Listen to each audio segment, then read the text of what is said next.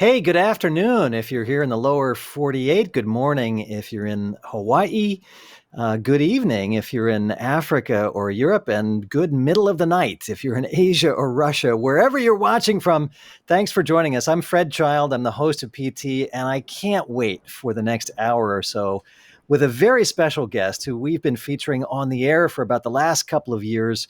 And now I get to have a live conversation with Nathalie Joachim, flutist, composer, singer, educator. She's comfortable and expressive and innovative in such a wide range of music.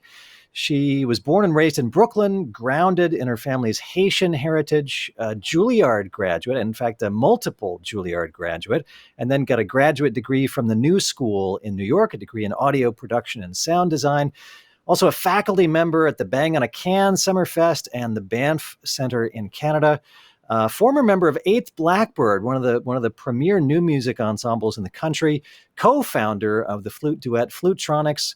Her first featured solo album came out last year on the New Amsterdam label, a really amazing recording with the Spectral Quartet, and that album got a Grammy nomination. And she's one of the busiest musicians this season at a time when a lot of musical activity has ground to a halt. Natalie is unbelievably busy and productive, and we'll talk about that. And please post your comments and questions on the Facebook page as we go. And I've got some folks who will be helping me out with those, and I'll try to keep an eye on those as we go as well. And well, let's just launch right in. Nathalie Joachim, it's so great to talk live in person. Welcome. Thank you so much. I'm really glad to be here and wish we could be really in person, but also happy to be seeing and talking to you this way. It'll happen. It'll happen. We will make that happen. I think I'm hearing birds behind you. You're at home in Chicago. Am I hearing birds out the window?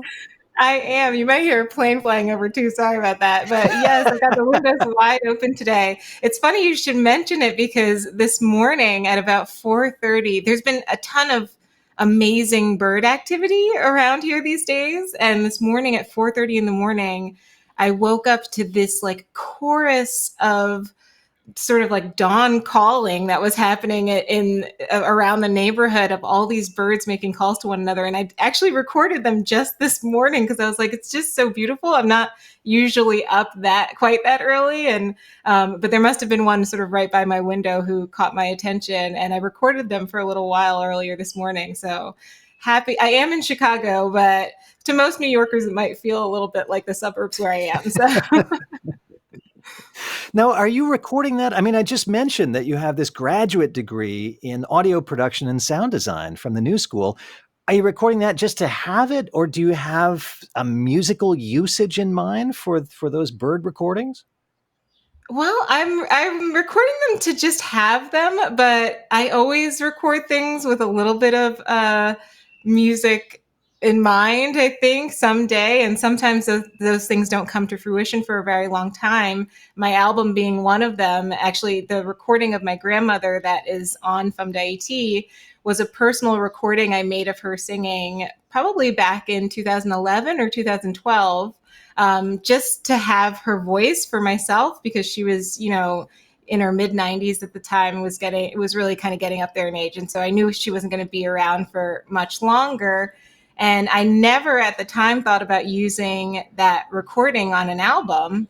And then suddenly it became really important that I had that as I began my research for From Haiti. So you'll find me recording things from time to time, and they do have a tendency to pop up.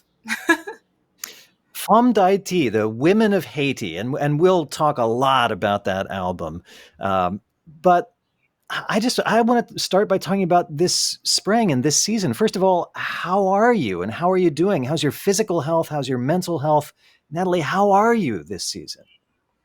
Thanks for asking. I feel like we need to be asking each other that question much more these days. I think, for all intents and purposes, I am doing well. I'm in good health. I am safe. I am still able to be creatively active. A lot of this past several weeks has, of course, been very challenging, very emotional, and really bringing about some true grieving in many senses in a multi-layered way.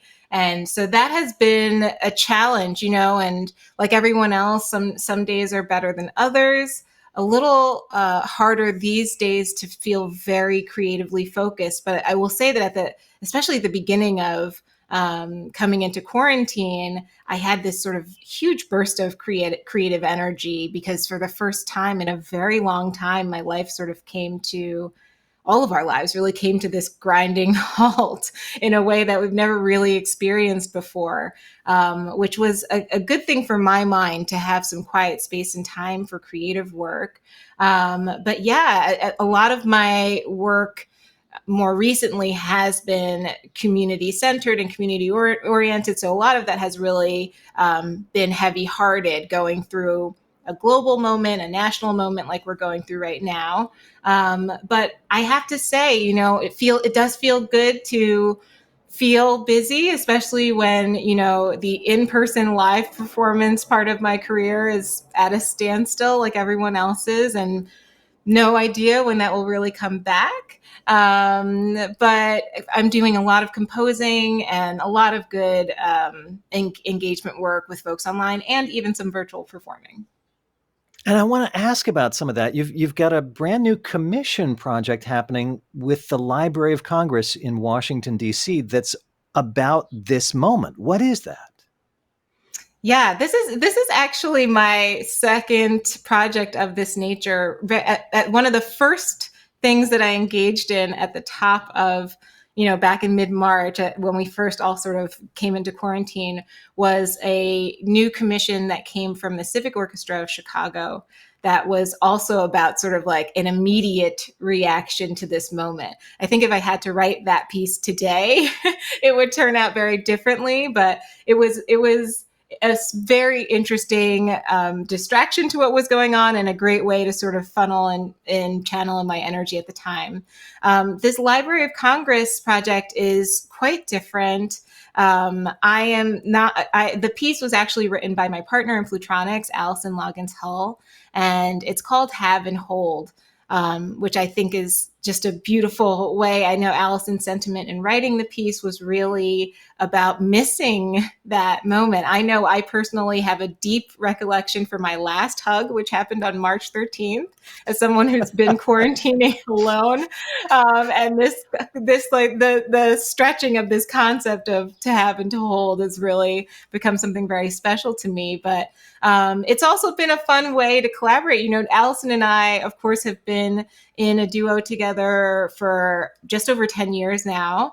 And usually when we write solo music, it's rare that we're writing it for the other one. So this was an interesting opportunity to have one of us be commissioned and to have the other be a performer. And lends itself, in a lot to our ensemble sort of secret language. I like to say we have a little bit of a twin language performing together, in that, we really have a true understanding of each other's writing and a true understanding of our own approaches to performance as well. So I'm really excited about it. I'm excited that the Library of Congress put together this whole initiative. There are many really beautiful pieces to come. So I hope people are tuning in and following Library of Congress to see all of the premieres. Ours is happening next week, June 26th. Natalie, you just mentioned your longtime partnership with Allison Loggins Hall and the Flutronics, which the two of you co-founded some 10 years ago. She's watching right now and she waves hi. Hi, miss you. I should mention that when we first started Flutronics, we used to live in the same neighborhood, just blocks from each other. And moving to Chicago was the first time that we were really separated. We used to sort of, we became family even more than just colleagues. And this is the first time that I'm like, I'm not sure when I'll see Allison again. So hi, and I miss you. Doyle Armbrust says, love you, Natalie. Love you, Allison. I think do you know Doyle? Of course I know Doyle. Doyle is the violist in Spectral Quartet. Yeah. So I Yeah. spent a lot of beautiful music making time with those folks, and also miss them. They're much closer than Allison, but I miss you too, Doyle, and the entire Spectral Quartet. I miss you all. Hopefully we'll be able to, maybe we can meet up in a park in the fields and play some of our music together far apart soon enough. Wearing masks, socially distant, Yes. but play some music together. Natalie, I'm so struck that you remember the date of your last hug, March I 13th. You said you've been quarantined, you've been there alone in Chicago. And man, I remember that day too. I remember March 13th because that was my last day working in the office. I'm here in my apartment building in New York City. I've been hosting PT from here ever since then. And I decided not to take the New York City subway home that day. I got a cab home that day. It was the last cab ride, the last public transport in New York. For you, it was your last hug. I'm so Yeah. struck by that. It's pretty huge. I don't know. I don't know if she's watching, but it's my friends Tim and Julie. They're actually my neighbors. So I've seen Julie since I hugged her, but I had just arrived back in Chicago from New York that day. I had, at Flutronics, had been in New York rehearsing for Discourse, which is a huge project of ours that had been in the works for 2 years. We were in the middle of music rehearsals when everything got canceled. So I flew back to Chicago to my home, which had very little food. It had like the good basics for every good Haitian: beans, rice, but I didn't have very much food as a touring musician other than that. So I went to the grocery store in my neighborhood, and Julie was my last hug. Oh, It's something I'm oh. looking forward to. I will say, very much looking forward to all the hugs that 2021 has to hold. All right. You've already mentioned so many things I want to ask you about, but you just talked about your pantry, and then we've got to let's go there right now because it's just very recently that NPR, our colleagues over at NPR, once again featured your Haitian black bean sauce recipe. And this is not, I mean, this is something that takes a while. You kind of cultivate it on the stove and the aroma grows and spreads through the whole place. Tell me about the sauce itself and the importance and the meaning of this black bean sauce. Absolutely. I think if you ask any Haitian, their top three favorite Haitian dishes, sauce pois is going to be one of them.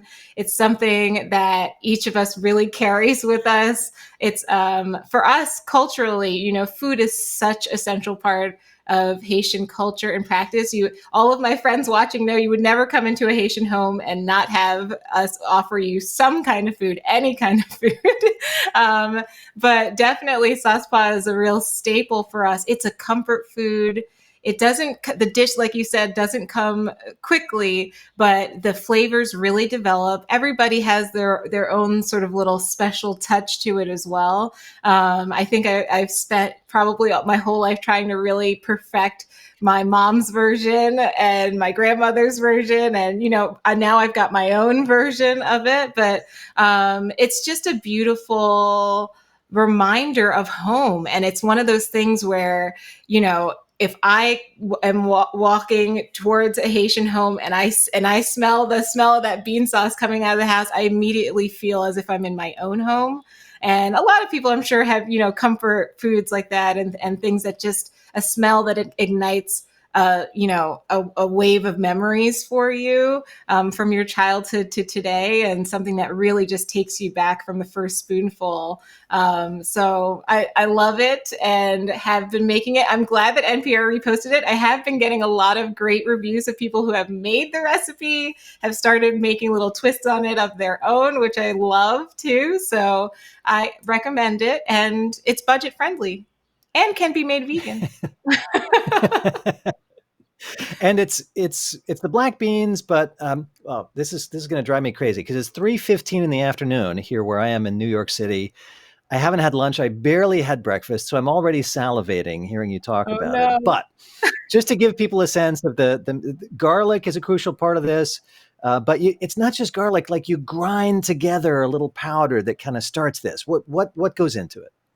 Right. So what we call a pilon, which is basically a mortar and pestle, is a staple in every single Haitian kitchen, and is the beginning of basically every Haitian meal, that you grind together garlic, scallions, parsley, hot peppers, really, a mix of spices. That's sort of the spice base of so many Haitian foods, whether it's meat or fish or vegetables. That's sort of the beginning of that. Fresh herbs also, like I said, parsley, thyme.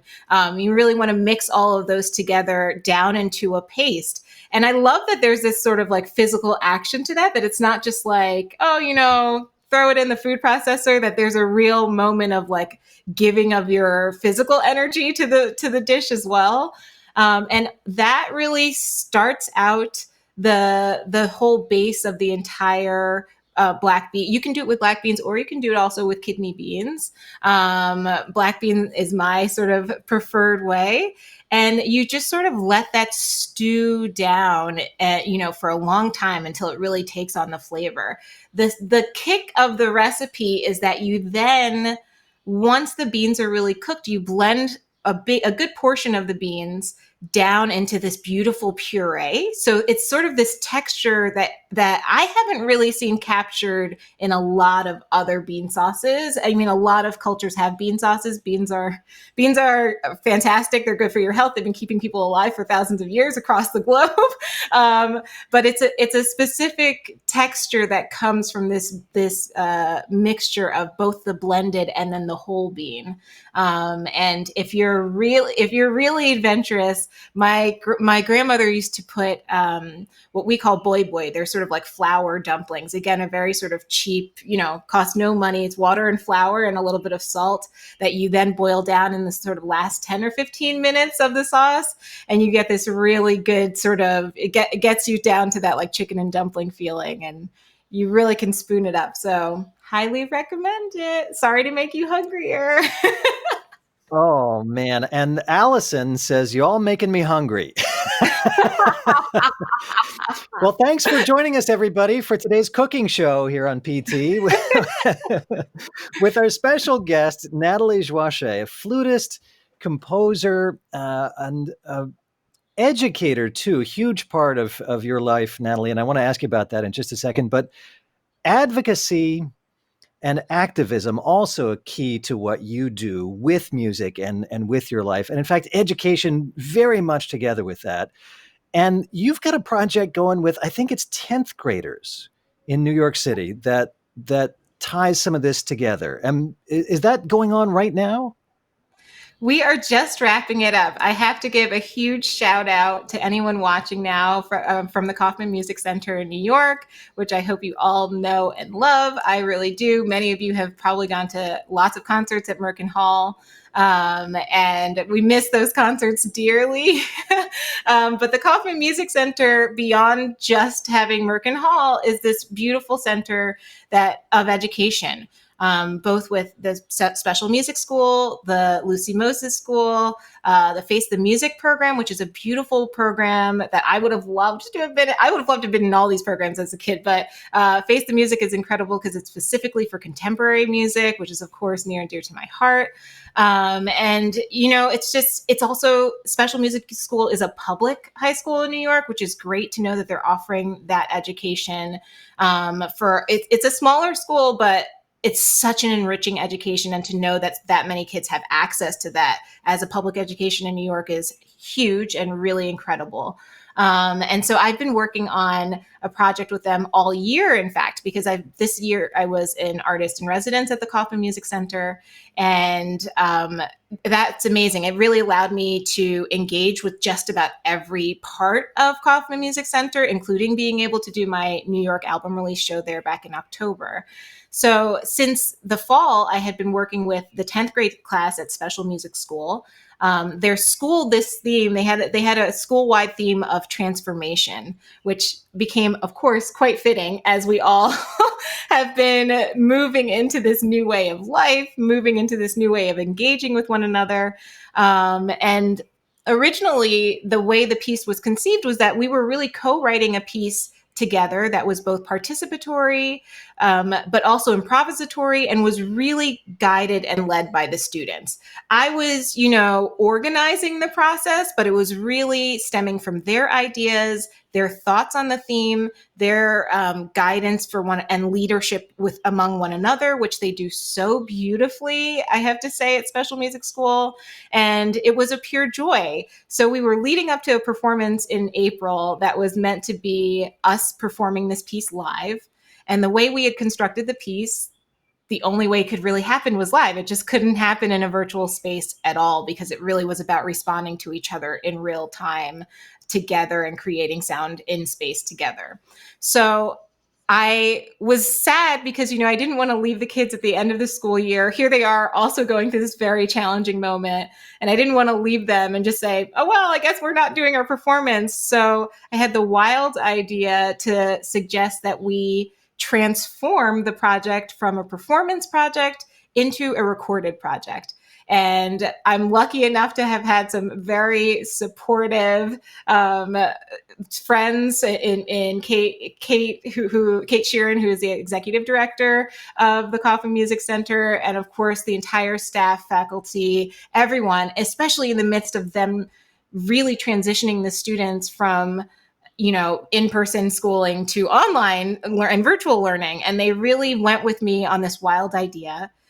And then the students were incredible. That's like the beauty of young people, that they really stepped up to this idea of us creating a recorded project remotely together, that we have now turned into an album that people can look forward to. We are going to be releasing it, so everyone can look forward to the details of that. The kids have written all of their pieces, and I wrote a piece myself.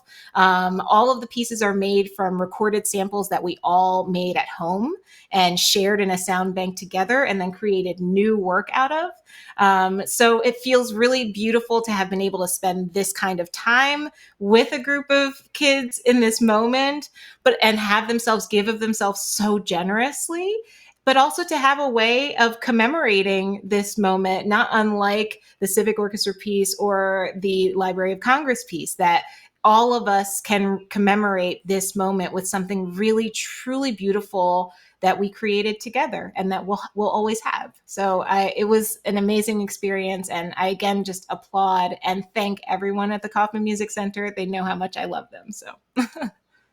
And Kate is watching right now, and she says hi. Hi. If you're just joining us, I'm Fred Child, the host of PT. My special guest live this afternoon from her home in Chicago is flutist and composer and educator and activist and so much more, Nathalie Joachim. And wherever you're watching from, please post your questions and comments on Facebook if you're watching on the PT page, or on Nathalie's page, wherever you're watching from. Questions and comments, I'll keep an eye on them and bring them in as we go. Nathalie, I want to ask you about growing up in Brooklyn and your journey toward and with the flute and with music. So your parents immigrated from Haiti, but you were born in Brooklyn. Is that right? I was born in Brooklyn Hospital. So growing up in Brooklyn, rooted in your family's Haitian heritage, and being a New Yorker, and heading into a life in music. Tell me about how this all came together for you. Yeah, I mean, I think in some beautiful way, honestly, Femme d'Haïti is a representation of all of that coming together in my life. The idea of really, truly owning all of the pieces of my identity in my own artistic space.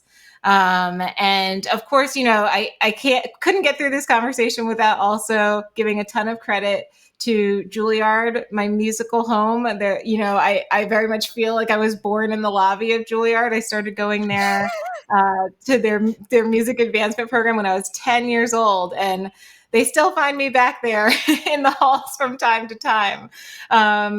But yeah, a beautiful relationship and some good, amazing to have been a part of the music advancement program, which was really Juilliard's response to a lot of budget cuts and music getting cut from education programs throughout the tri-state area. And so, I wouldn't have really, I don't think that I would be here talking to you here today if it wasn't for that program. But at the same time, again, having this experience of being a first generation Haitian American, that our cultural practices at home, our family gatherings were very Haitian, and that, and everything from the food to the music to how I spent time with my grandmother, just, cleaning around the house and everything. It was something that was very much embedded in me. And then as you're growing up, I think that all of the musical influences, the hip hop, the electronic music scene in New York, especially, in the early 2000s, was very rich. And so much of my creative voice now, which includes not only my classical training, but this bringing in of the richness of my cultural heritage, and also bringing in of this sort of flavor of my childhood and upbringing and coming of age in New York, especially. It defines me. It really is who I am, and it feels amazing to be able to own all of that in my creative spaces now. And I definitely felt that, particularly when I started making Femme d'Haïti. It felt like the right time. Femme d'Haïti, which began as a performance project, I think, with the St. Paul Chamber Orchestra and Liquid Music, and then became an album as well, that Grammy-nominated album with the Spectral Quartet from last year. But I just want to back up a little bit to fourth grade. How did your relationship with the flute start? So my band director. Well, I have to say, so some people have this like romantic, like, I heard the flute and I knew it was my calling. That never happened. It never happened for me. I like to say the flute sort of just found its way into my life. I think, like a lot of young students, especially as teaching artists, a lot of us go into schools and sort of demonstrate the instrument and play a piece for some kids, and that's it. And for some kids, that's a lot of kids actually. That's their first introduction to an instrument of any kind, like really being able to see and hear one that close up. So that's still a big part of the work that I do with Flutronics, making sure that students are aware that this is a thing that you could do. And I think especially for wind instruments, I feel like you get a lot of kids who take piano lessons, a lot of kids who are like, I'm going to play violin, like instruments that they see popularly around all the time. The flute is, I'm trying to do my best to keep it cool, but a lot of students might not have experience with that. And I remember hearing it at school. Similarly, a teaching artist came and did a demonstration, and I went home from school that day and I said, Mom, my mom might be watching. I'm like, Mom, I think I'm going to play the flute. And, I was glad that my parents were just happy to support us in whatever we wanted to do. So I said I wanted to play the flute. They were going to help me figure out a way to play the flute. And it was actually a guy named Chet Kaplan, who was a band director and music teacher in the New York City public school system for a very long time, who actually gave me my first flute ever to play. And I started playing in the band at my school. And so my band director at my school recognized that I was, had taken to the flute right away. And so she recommended to my parents that I take private lessons. And in fact, those lessons started during my lunch period. She would teach me, for free, as so many teachers are giving of their time. She would teach me during lunch. And then I got, started to get better and better and better. And eventually, shortly thereafter, the orchestra teacher at my school had found out about the music advancement program, which was a fairly new program at the time. And my love for the flute has continued growing ever since. Haven't stopped loving it yet.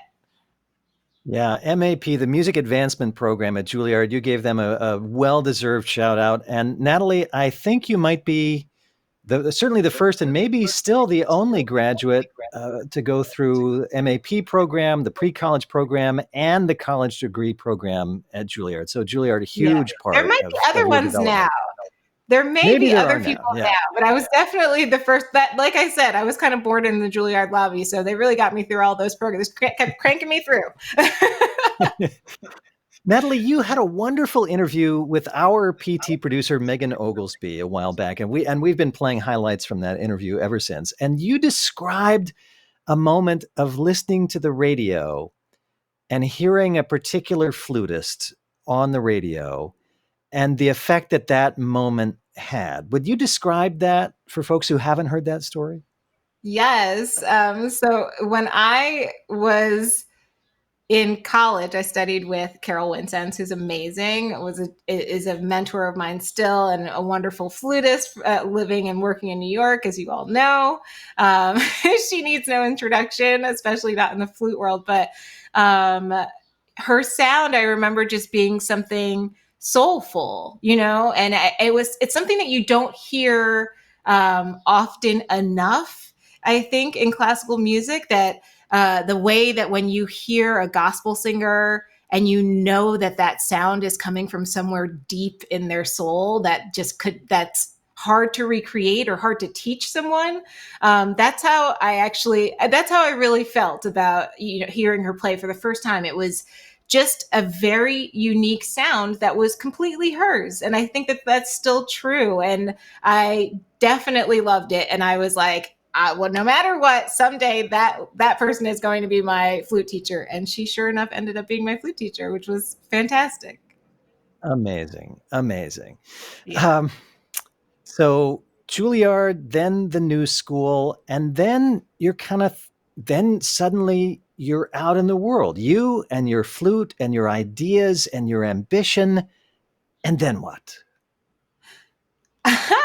Well, it was an interesting moment in time. I mean, so I was finishing up at the new school right when I met Allison. And I should mention our funny story of meeting is that we met online. I didn't know Allison at all, which was strange because we're about the same age. We're just a year apart, and most young musicians kind of growing up in the same area, you meet each other, at the New York Flute Fair or at some competition or a master class somewhere. And we just had never met one another until I was at the new school, and I happened to be on MySpace, not to age myself, but it predates this beautiful platform of Facebook, but was similar.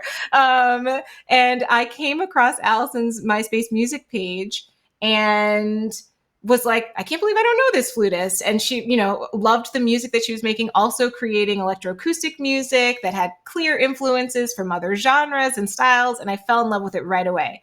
So I basically just sent her a message and said, you should be my friend. We should be friends. And happily enough, she responded and agreed. So, right, that started, Flutronics started right as I was finishing up at the new school, and gave me not only camaraderie and a beautiful friendship and such a critical creative partnership, but also gave me someone to begin to sort of navigate this career with in the way that I really wanted to. And so it was at that time that she and I really started writing music together. We put out our first album. We were curating concert series in New York. We were hosting an online show of our own called Real Flutist to have real conversations with other artists who were successful, and to, gain new insight from them. And it was we also, and anybody who knows flutists are lovers of all things flute. So if you've got a flute thing out there, we're going to support it 100%. Flutists love the flute. I think there are so many flutists, and not only just flutists, but flute enthusiasts. People really love the flute. It's one of the oldest instruments. I'm just saying, flutes have been around as long as people have been around. So definitely it's been this, beautiful, so it started with this beautiful support specifically from the flute community and us beginning to publish our own music that other flutists could play. And that really blossomed. Then, at the same time, you sort of had this strange foray into the beautiful world of touring and everything that happened once I joined Eighth Blackbird. And that's what brought me to Chicago. And now just continuing on into the Wild West of this career, I really fostered and created all of my own. Really doing that still, hand in hand with Allison, us supporting each other in all that we do. It feels really beautiful to have that partnership in my life. And, Allison was a co-producer on Femme d'Haïti, and we're still going. We've got a lot of work to do yet. And I'm glad to have found not only a partner in doing that, but a partner who really so strongly believes that we can use our music to do so much more than just bring beauty to the world, but to really make a statement through our work. And that's where our heads and our hearts are right now. Natalie, I love what you're saying about the spirit of the flute community and how people pay attention and listen. And it completely obliterates all the usual borders of style and genre and demographic. Like, flute players just want to hear what other flute players are up to. And just, I have some personal experience with this. Just last night, my wife and I, my wife is composer Wang Ji, we were watching the flutist Steve Gorn do a little talk about his life in music, and his musical life has been centered on the Bansuri wood flute and Indian classical music, but he's played with Paul Simon, and he's getting ready to do the Solstice show with Paul Winter, and he plays with musicians of all styles and all categories all around the world. So yeah, the flute community is really, really special in that way. And now I want to pivot back and ask you about, it was the album that came out last year and this project that I think started with Liquid Music, Femme d'Haïti, Women of Haiti. And again, going back to your conversation with Megan Oglesby, our PT producer, I remember you telling her that you had a conversation with your parents, like, who are the great women of Haitian music? Is that the conversation that led to all of this? That is correct. It was had to have been December of 2015, and I was in Haiti on holiday with my family. We still have a beautiful farm out there, so taking in the Caribbean sun instead of being here in Chicago in the dead of winter. But I remember just thinking about it. It was at that point, that was just a few months after my grandmother had passed. It was also my first visit there when she really wasn't there. And her voice was one that just meant so much to me. It's what made me record her back in 2012. It's what it made me really understand what it feels like to lose a voice in your life, not only just the person. And so it got me thinking, because really, when you're in the countryside in Haiti, and if you're a Haitian person watching this, growing up in your home, women's voices are ever present. Your mom while she's cleaning and cooking, same with your grandmother, aunts, at family gatherings, like music and women's voices specifically is something that you sort of hear in that same way that I heard those bird calls sort of corralling in my neighborhood this morning. You hear it that way in the countryside in Haiti. And so I remember being there that December and really missing her voice. But it also made me think that I didn't know that many famous female artists from Haiti popularly, especially with music being so central to our culture. I knew tons of Haitian artists, but the vast majority of them were male. And I really could only think of one woman that I was like, that is a popular artist from Haiti who's a woman. And so I did have that conversation with my parents, and I still have the handwritten list of the women that they could think of, because the question to them was really, who did you listen to growing up? Like, my parents grew up and sort of came of age in the 60s, 70s. So who were you listening to when you were growing up? And they really couldn't think of that many. There were probably about a dozen or so women on that list. There are now, we know, many more of them, but not that much more in the past 100 years that have really came to fruition. So it was a gift to have been called upon by Kate Nordstrom. I have a lot of Kates in my life. So Kate Nordstrom, who is the curator of the Liquid Music series, a great and dear friend, and an amazing curator and thinker, I think, in our field. I think she does a really wonderful job of being ahead of the curve a little bit in terms of seeking out artists and stories that have yet to be told. And so when she reached out to me, I was very nervous, and I sort of presented all of my very professional, polished projects, and then had this little seed of an idea of what if I did a project centered around the voices of women from Haiti, to find out more about this list of women that I have, to find out more about not just their music, but their stories. And it's an amazing and beautiful thing when a commissioner really gives you the liberty and freedom to discover what could be. I think commissioning is a challenging thing because you're commissioning based on what you know, not what you think you're going to get, and you don't really know what's going to come out of it. And it's a big risk, and I still am very grateful that she took that risk on me, because it changed my life, and that I was given the space and the time to do the research, to go to Haiti, to go to Miami, to find these women, to go into these spaces, to learn so deeply about their own stories, which led me to learning so much more about my own story, and turned into, for me, what has been some of the greatest work of my life. And it started off as that stage project with liquid music, curated by Kate Nordstrom, St. Paul Chamber Orchestra, but then became an album. Tell me about that shift and how that helped the project evolve. Absolutely. So, the work premiered in St. Paul in March of 2018. And shortly thereafter, I was asked to perform on the Resonant Body series here in Chicago. And I thought, well, this isn't the work that I've got ready, so I need a string quartet. And I reached out to Spectral Quartet. I knew Clara Lyon, one of the violinists from college, and I knew they were here in Chicago, so I knew they were also very busy. So I was like, it's a little bit of a long shot, but maybe they'll be available to play this show with me. And they weren't. I reached out to them, sent them all of the, like, some recording from the premiere, just so they could hear and see some of the music, and they were not available for the show, but I was really happy because Clara called me back and she's like, I've got good news and bad news. The bad news is we're not available to play this show with you.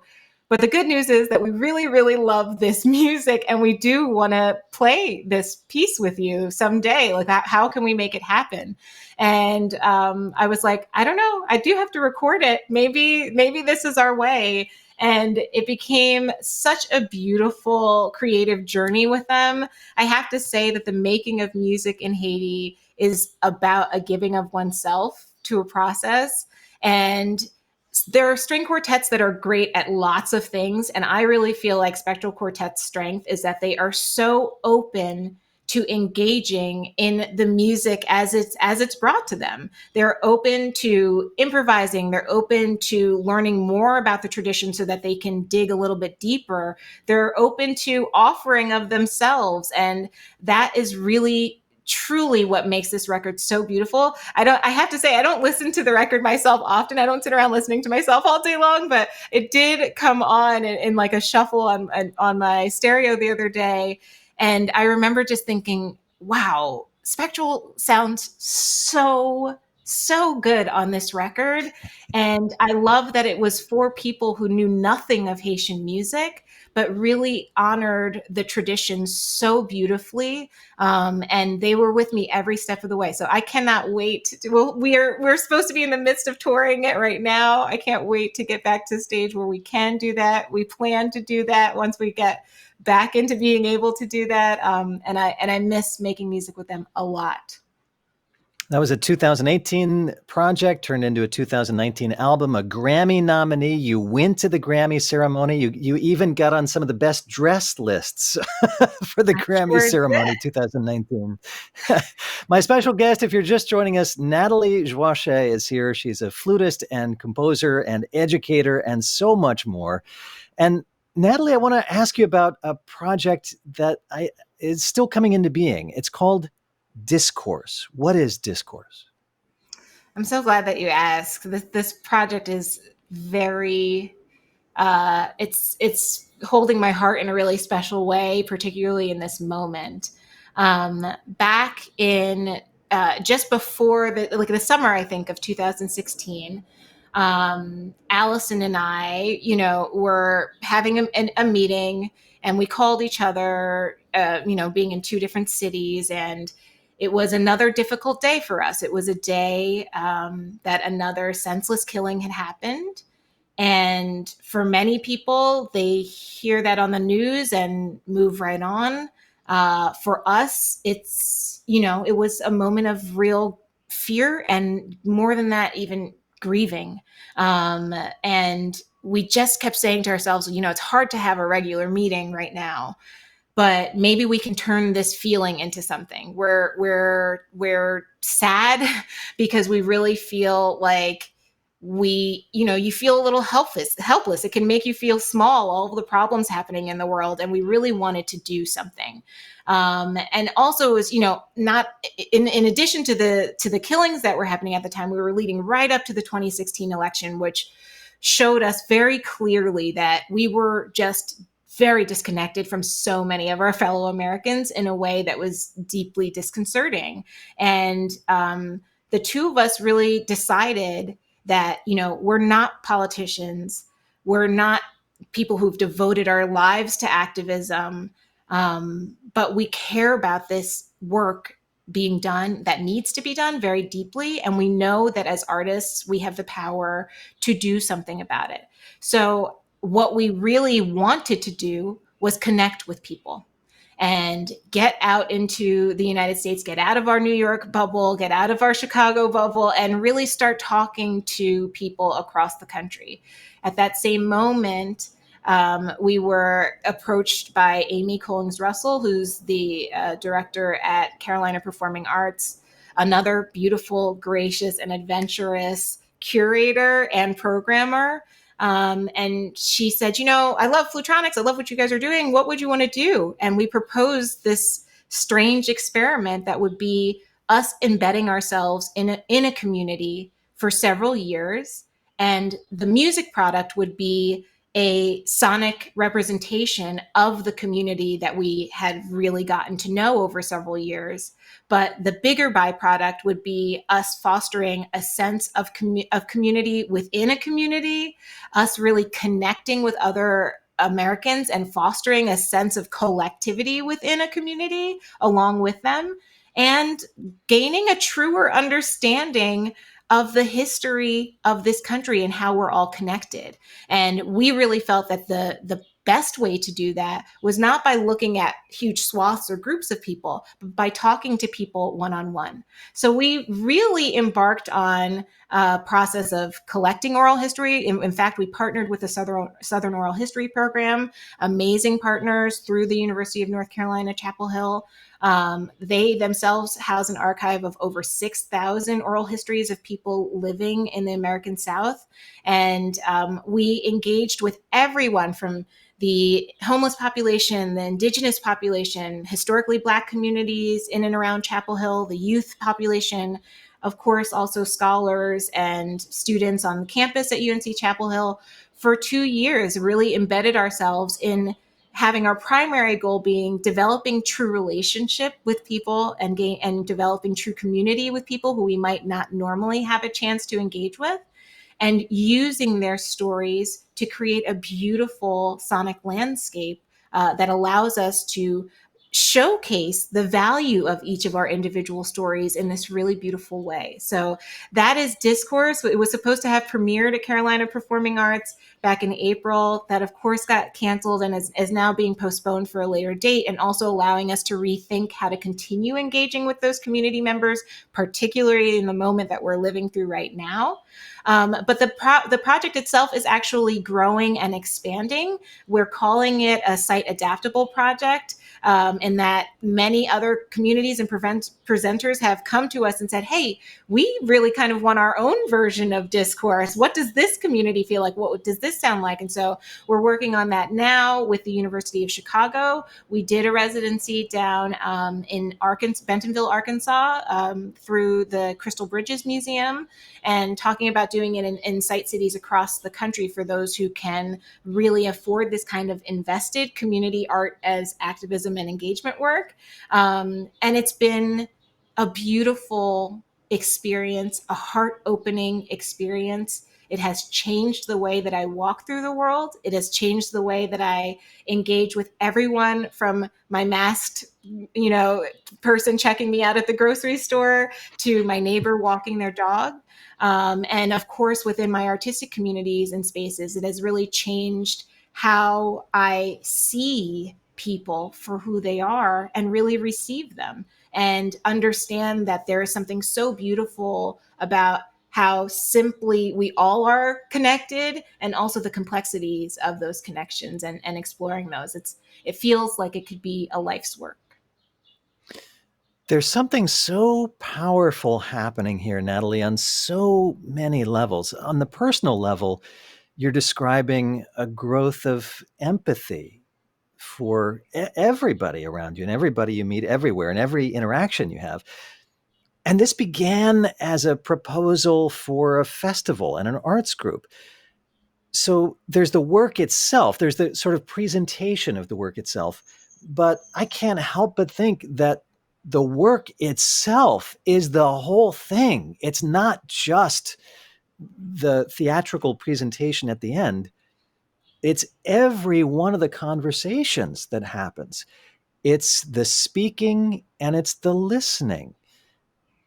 That discourse is all of this, which there's just such an electric need for right now, even after it was supposed to have premiered in this kind of vibrating, tense moment in our nation's history. This is so important and so multi-leveled. It's extraordinary hearing you describe it, not just as a work, but as a personal experience. Thank you. I really, I feel very deeply, as I mentioned, about this work. I really do.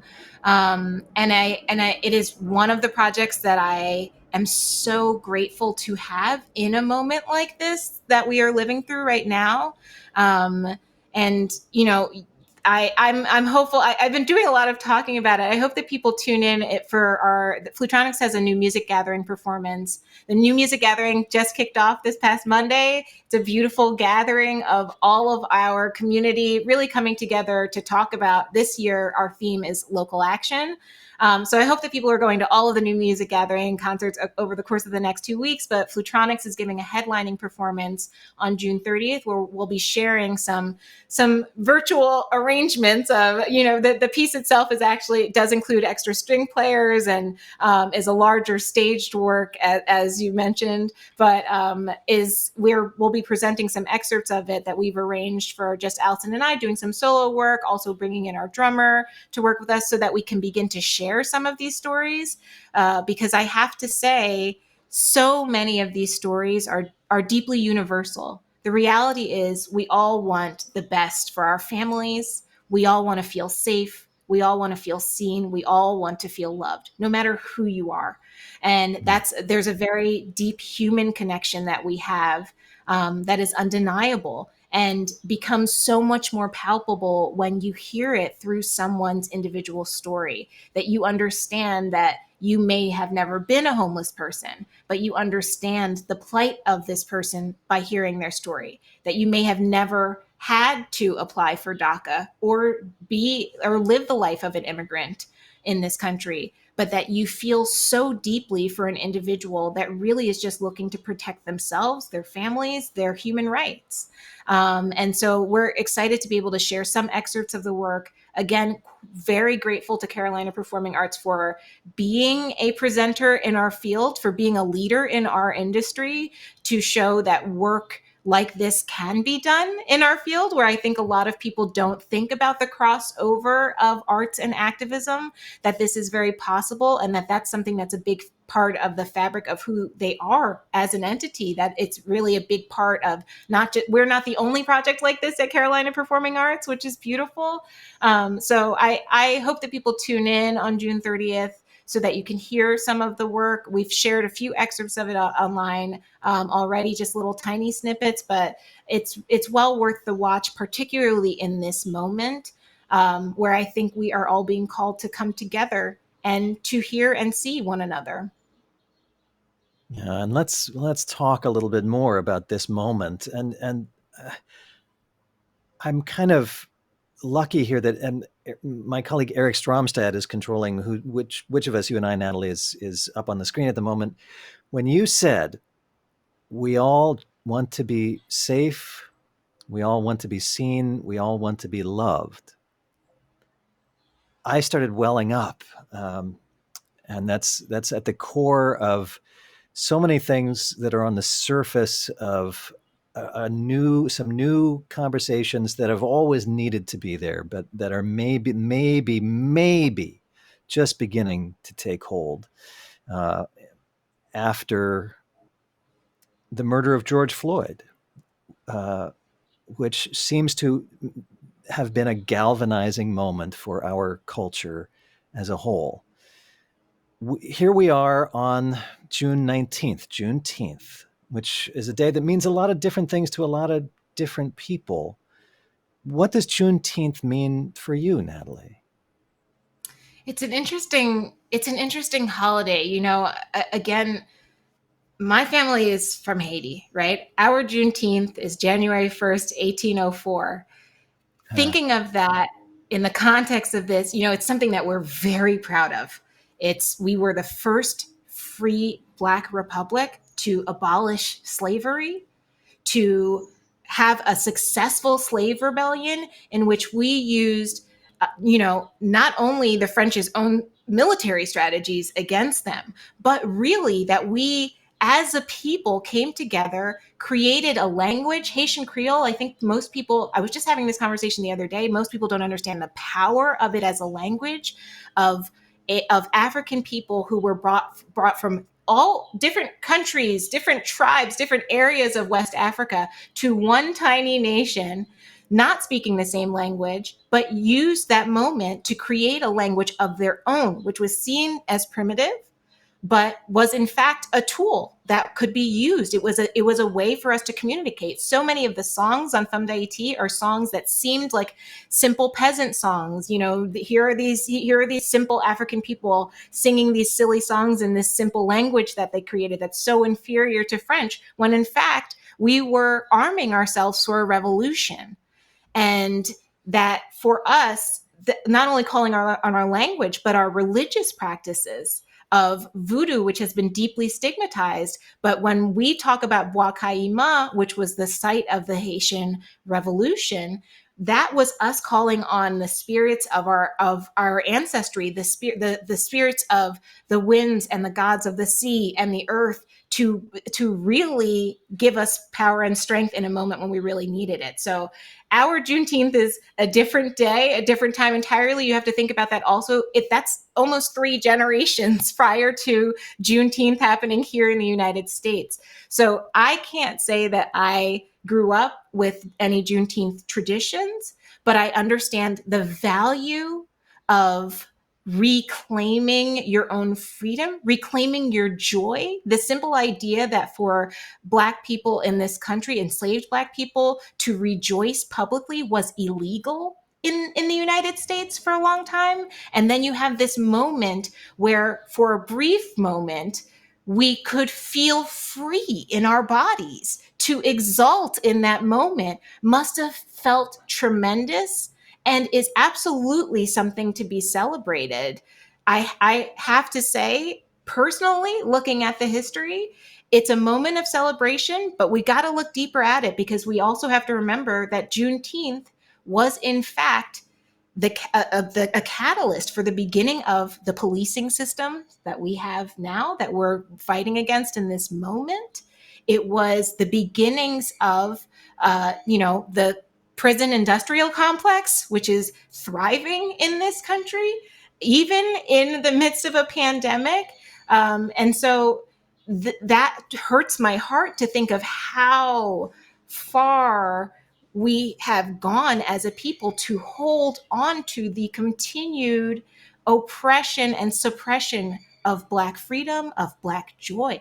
And not just Black people, of course, thinking of the indigenous communities, which have become closer and closer to my heart in these past few years working on Discourse, thinking of all of the enslaved people and populations around the world, the nations that have been impacted through this. But America has a lot of work to do. I think a lot of people need to connect this understanding and this recognition of Juneteenth as something that's just a small piece that was absolutely so and is absolutely tied to so much of what people are taking the streets and fighting for today. I know that people have been out in the streets rallying around Juneteenth in Chicago today, all across the country, and that's really why. So I do hope that people are recognizing that was a historical moment, but we are still fighting the good fight.